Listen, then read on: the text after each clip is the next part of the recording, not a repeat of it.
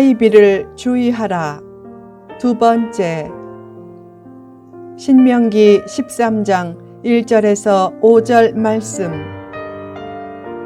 전편에 이어서 계속됩니다.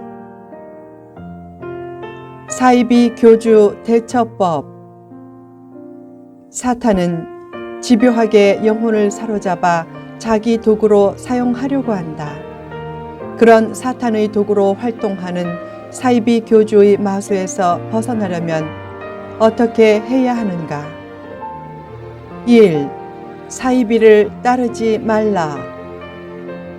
청종하지 말아야 할 사이비 교주의 말은 마음과 뜻을 다해 하나님을 사랑하는 여부를 알게 하는 리트머스 시험지와 같다.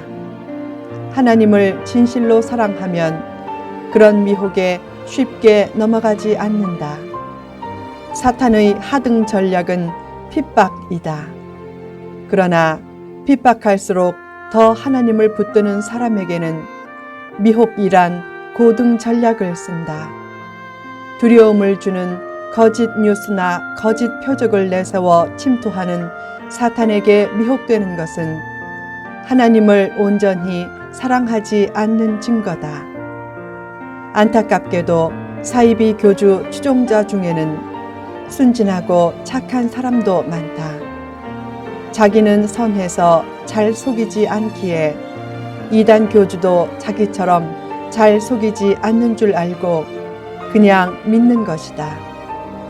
잘 속이는 사이비 교주가 잘 속여보지 않은 자기와 같은 사람인 줄 알고 속아서 사이비 교주의 종이 된 것을 보면 정말 안타깝다. 남을 속이지 않으면서도 잘 속지 않는 지혜와 분별력을 기르라.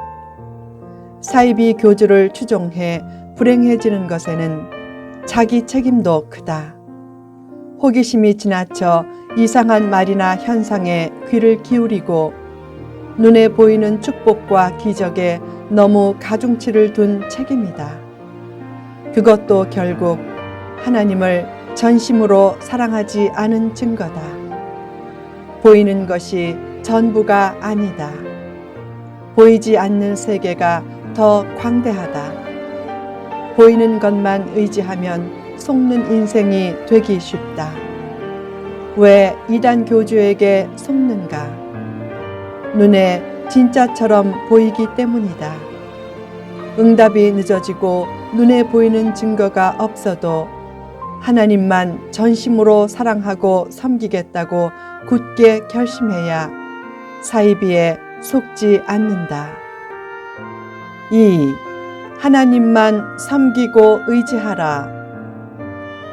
인생과 영혼의 주어를 어떤 사람이나 자기로 삼지 말고 하나님으로 삼아 하나님만 전심으로 따르고 섬기라. 요즘 미국에서 가장 유명한 비목사는 주로 이렇게 설교한다. 여러분의 미래는 잘 될 것입니다. 금년은 최고의 해가 될 것입니다.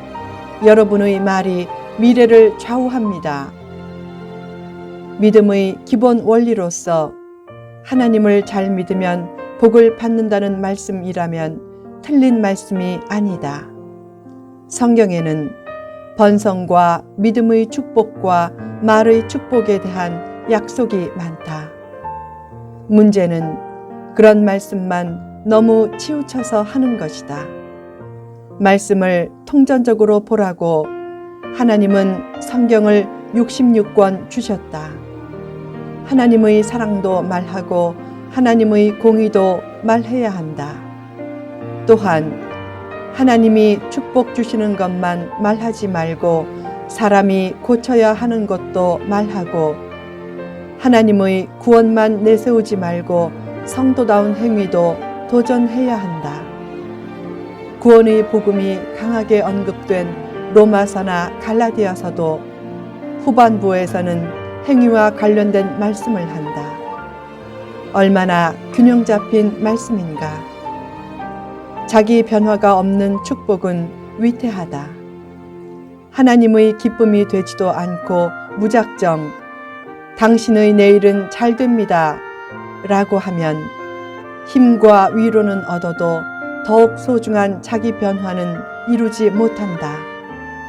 하나님의 영광에 초점을 맞추기보다 사람 중심적인 축복과 번성에 초점을 맞추면 기독교가 생각 축복, 마음 축복, 긍정의 원리를 강조하는 뉴에이지 사상처럼 된다.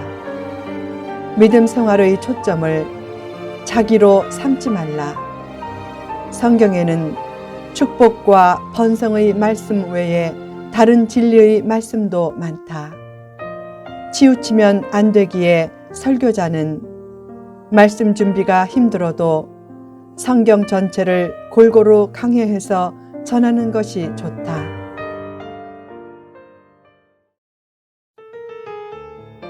필자는 성경 66권 전권 강해를 집필하면서 주석은 참고할 때가 있지만 남의 설교는 참고하지 않는다.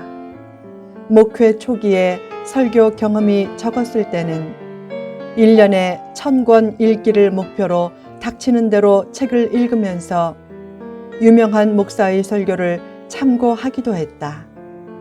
그러나 필자의 강해를 좋아하는 목회자가 급속히 많아지면서 지금처럼 검색어 하나로도 설교 표절이 검색되는 시대에서는 개인 묵상 시간을 많이 가지면서 설교를 준비하고 있다. 때로 어떤 성경 본문은 한국어 설교는 물론 수많은 영문 설교 중에도 전혀 설교되지 않는 본문이다. 그런 본문은 대개 강해가 어렵거나 흥미롭지 않거나 특별한 임팩트가 없다고 외면된다. 그런 본문까지 강해 설교를 만들다 보면 시간이 많이 들지만 그때 이전에 생각해 보지 못했던 새로운 깨달음을 얻는 경우도 많다. 말씀을 볼 때도 어느 한쪽으로만 치우치지 말아야 균형 잡힌 바른 신앙과 목회의 가능성이 커진다. 비 목사는 룻 얘기를 자주 한다. 비참한 이방인 출신 과부가 베들레헴 부호인 보아스의 아내가 되면서 결국 다윗 왕의 중조모가 된 성경 제1의 신데렐라 스토리인 룻 얘기는 상처 입은 소외된 사람들에게 꿈을 불러 일으키고 큰 힘을 준다. 그래도 룻 얘기만 너무 하거나 성경에서 그런 종류의 말씀만 뽑아 전하면 번영신학에 치우쳤다는 얘기가 나올 수 있다. 성경을 통전적으로 보면서 사람의 뜻보다는 하나님의 뜻을 앞세우고 축복과 더불어 자기 변화도 추구해야 신앙의 치우침도 없고 이단에 넘어가지도 않는다. 3. 사이비의 흔적을 없애라. 예로부터 가장 큰 죄는 국가와 왕과 헌법의 존재를 마음대로 뒤엎는 반역죄다. 왕정 국가에서 왕의 지시는 반대할 수 있어도 왕의 존재를 반대하면 반역죄가 된다. 그처럼 신정 국가에서 꿈과 예언을 내세워 하나님을 배반하게 하고 하나님의 말씀에서 꿰어내어 다른 신을 섬기게 하면 반역죄가 되기에 모세는 그런 선지자와 꿈꾸는 자를 죽이라고 했다. 지금은 종교 자유가 보장된 민주국가 시대로서 다른 신을 섬긴다고 해서 죽이면 안 되지만 그 명령이 내포한 영적인 의미는 살려야 한다. 그래서 하나님과 예수님의 이름을 내세워 종교적 사기나 종교를 빙자한 범법을 명백히 행하면 법의 심판을 받도록 모니터링을 잘 해야 한다.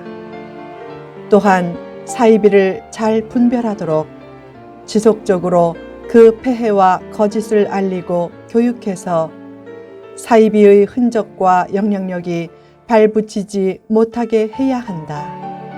사이비 교주의 가장 큰 목적 중의 하나는 돈의 탈취다. 돈은 편리함을 주고 꿈과 비전을 이루는 데에도 유용하다. 선한 일도 돈을 통해 이루어질 때가 많은 현실을 생각하면 선한 목적을 가지고 선한 방법으로 돈을 추구하는 것은 결코 잘못이 아니다. 특히 악인이 돈을 다 가져가서 악행에 사용하는 일을 막기 위해서라도 성도들은 열심히 땀과 지혜와 창조성을 발휘해 경제적인 실력자가 되려고 해야 한다.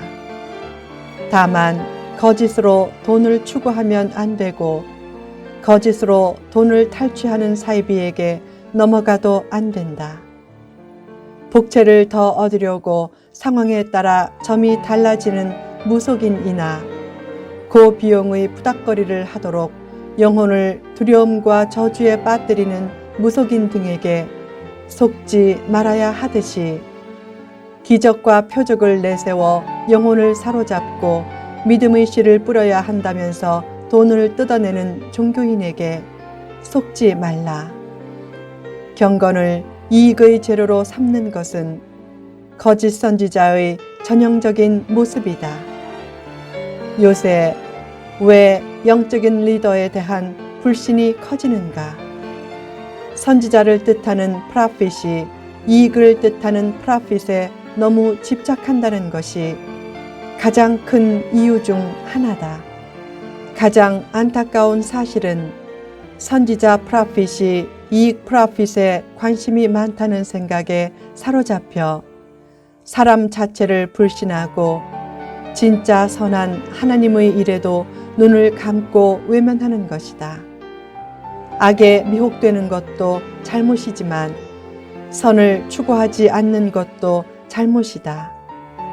악이 넘치는 것도 악이지만 선이 결핍된 것도 악이다.